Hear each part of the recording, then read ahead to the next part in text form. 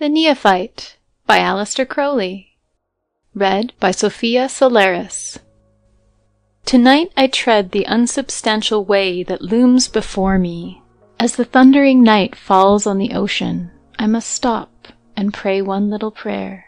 And then, what bitter fight flames at the end beyond the darkling goal? These are my passions that my feet must tread. This is my sword, the fervour of my soul. This is my will, the crown upon my head. For see, the darkness beckons. I have gone before this terrible hour towards the gloom, braved the wild dragon, called the tiger on with whirling cries of pride, sought out the tomb where lurking vampires battened, and my steel has wrought its splendour through the gates of death. My courage did not falter. Now I feel my heart beat wave-wise, and my throat catch breath as if I choked. Some horror creeps between the spirit of my will and its desire, some just reluctance to the great unseen that coils its nameless terrors and its dire fear round my heart. A devil cold as ice breathes somewhere, for I feel his shudder take my veins.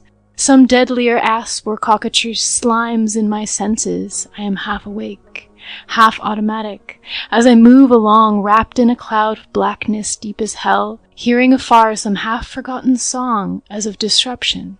Yet strange glories dwell above my head, as if a sword of light, rayed of the very dawn, would strike within the limitations of this deadly night that folds me for the sign of death and sin. O light, descend! My feet move vaguely on in this amazing darkness, in the gloom that I can touch with trembling sense. There shone once, in my misty memory, in the womb of some unformulated thought, the flame and smoke of mighty pillars. Yet my mind is clouded with the horror of this same path of the wise men. For my soul is blind, yet, and the foemen I have never feared, I could not see if such should cross the way. And therefore I am strange. My soul is seared with desolation of the blinding day I have come out from. Yes, that fearful light was not the sun. My life has been the death. This death may be the life. My spirit sight knows that at last, at least.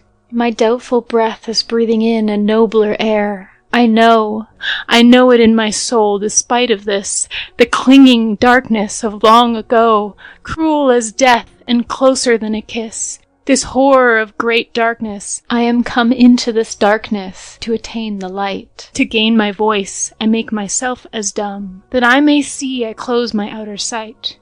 So I am here. My brows are bent in prayer. I kneel already in the gates of dawn, and I am come, albeit unaware. To the deep sanctuary my hope is drawn, from wells profounder than the very sea. Yea, I am come, where least I guessed it so, into the very presence of the three that are beyond all gods. And now I know what spiritual light is drawing me up to its stooping splendor. In my soul I feel the spring, the all-devouring dawn, rush with my rising. There, beyond the goal, the veil is rent. Yes, let the veil be drawn.